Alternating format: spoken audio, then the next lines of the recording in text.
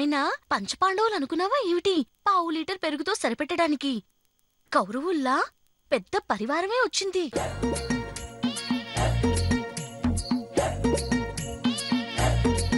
వీళ్ళందరికీ మజ్జిగివ్వాలంటే మినిమం 10 లీటర్ల పెరుగు కావాలే అమ్మా.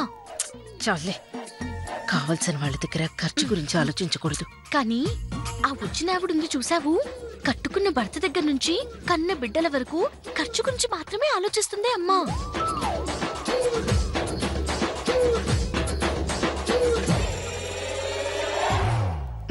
సరే, వాళ్ళెలా ఉంటే మనకెందుకు?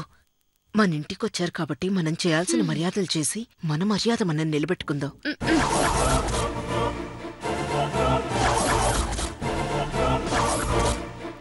సరేలేవే అమ్మా, మనిషిలా ఆలోచించే వాళ్ళం కాబట్టి వాళ్ళతో ఎలాంటి సంబంధం లేకపోయినా సొంత బంధువుల్లా ఫీల్ అయిపోతున్నావు. ఇప్పుడు నేను ఎంత చెప్పినా ప్రయోజనం లేదు, కానీ నువ్వు చెప్పిన పనైనా పూర్తి చేసుకుని వస్తాను. ఆగు, ఒకేసారి వాళ్ళని తీసుకుని వెళ్తూ గాని. ఏమిటి మాస్టర్ గారు, పెళ్లిళ్ళంటే ఎలా ఉండాలి? రోళ్ళు, రోకళ్ళు, దంచేవాళ్ళు, విసిరేవాళ్ళు, రుబ్బేవాళ్ళు, అబ్బబ్బబ్బబ్బా, చేసేవాళ్ళు చేస్తుంటే తిరిగేవాళ్ళు తిరుగుతుంటే ఇల్లంతా సందడి సందడిగా జనాలతో హడావిడిగా ఉండాలి గాని ఇక్కడ చూస్తే అలాంటి వాతావరణం ఏమీ కనిపించడం లేదు.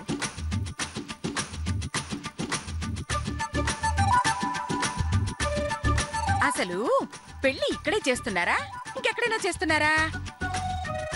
ఎంత మాట తల్లి, నా ఇంట్లో జరిగే మొదటి పెళ్లి బయటెందుకు చేస్తాను, ఇక్కడే చేస్తాను. మరి ఆ హడావుడి గాని హంగామా గాని ఏమీ కనిపించట్లేదు.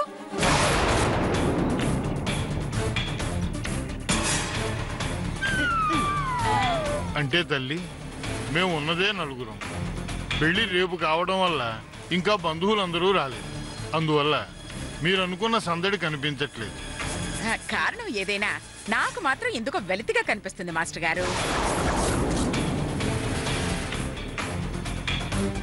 మీకు అభ్యంతరం లేకపోతే ఒక పని చెయ్యాలనుకుంటున్నాను.